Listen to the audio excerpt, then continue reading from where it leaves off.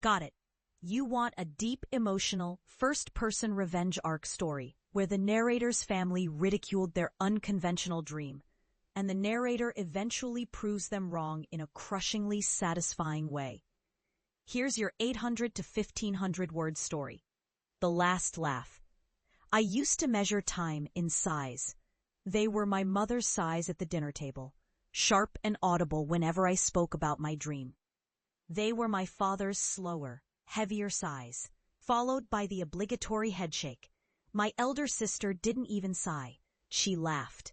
A crisp, cruel laugh that cut into my ribs and stayed there. I wanted to be a professional artist, not a weekend painter, not a scrapbook hobbyist. A real artist, working with oils, building intricate portraits that whispered human truths. In my head, I could already see the walls of the galleries where my work would hang, the people pausing before a canvas, forgetting the rest of the world for a moment.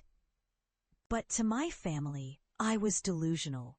Starving artist, my sister would mutter when I passed her in the hallway, the words adhering like burrs. My mother had mastered mockery as a form of care. "You're too smart for this hobby," she would say with a tilt of her chin. "Why waste your talent on something so unstable? You should be a teacher or an engineer." There was no space for my dream in their world. In theirs, achievement came with a pension, stable hours, and the possibility of buying a lawnmower someday. The first real humiliation came at my father's birthday dinner. I had saved up to buy him a leather-bound photo album, and inside, I'd slipped in a small print of my latest painting, a portrait of him from memory, his eyes captured in that half-defiant light I'd always admired. He opened it, looked at the painting, and pushed it back like a plate of cold food. "It's nice," he said, "but when are you going to get a real job?" My sister laughed so hard she had to wipe her eyes. That night, staring at my bedroom ceiling, I understood something. They didn't simply dislike my choice. They believed I wasn't capable. They saw my dream not as a risk, but as proof of my immaturity. So I left. I rented a windowless studio apartment in the rundown part of town, the kind of place where the pipes groaned and the hallway smelled faintly of cigarettes and fried onions. My bedroom was a mattress on the floor.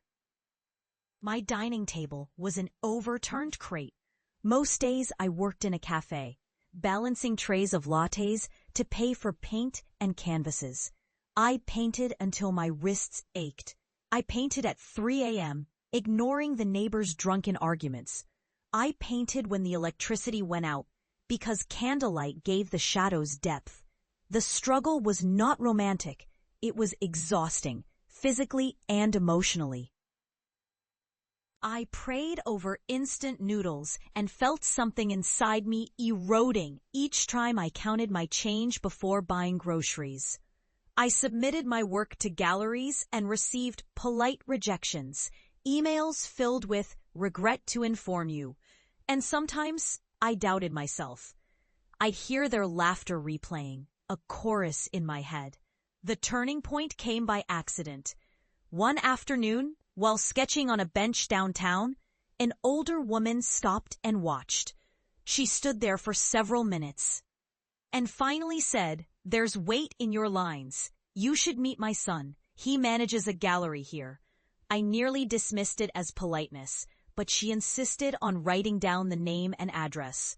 2 weeks later, I handed over my portfolio to her son.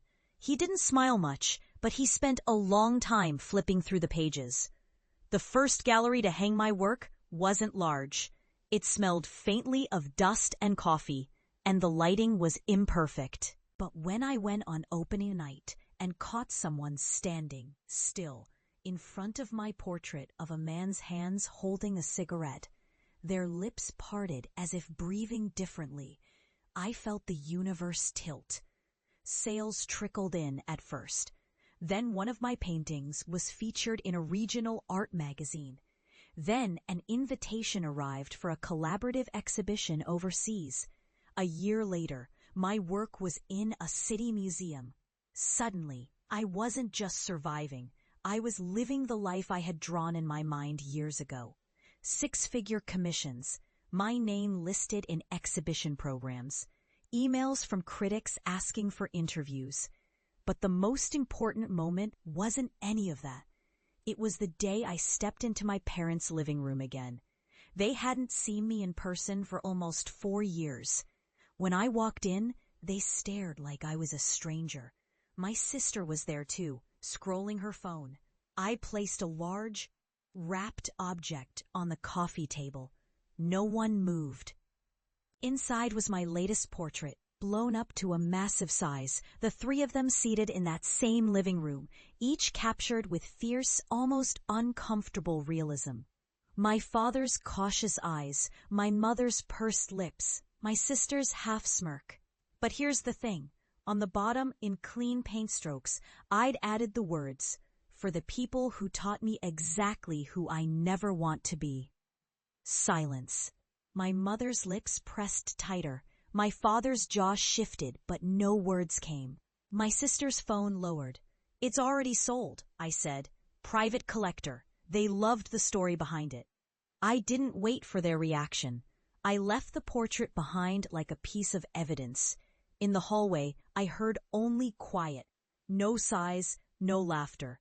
That night, I posted the story on my social media alongside my early sketches from the café days. Messages poured in from strangers, from other dreamers, from young artists whose families scoffed at them. They said my story gave them courage. They said they wanted to paint, write, build, sing, cook. They said they no longer cared if anyone laughed. And I realized something. My revenge wasn't the money or the galleries, or even the uncomfortable stares in that living room.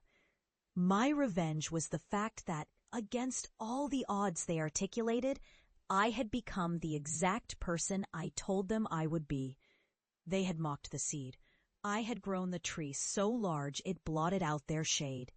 Now, when my days feel heavy, I think back to those sighs. Every one of them was a tick on a clock, counting down, not to failure, but to the day I would own the air they once used to diminish me. The art is mine, the life is mine, and the last laugh, that's mine too. Word count, approximately 1,130 words. If you'd like, I can also generate a version where the revenge is more subtle and bittersweet. Or even expand some scenes so the emotional tension builds gradually before the payoff. Would you like me to extend the early struggle period and add more small humiliations?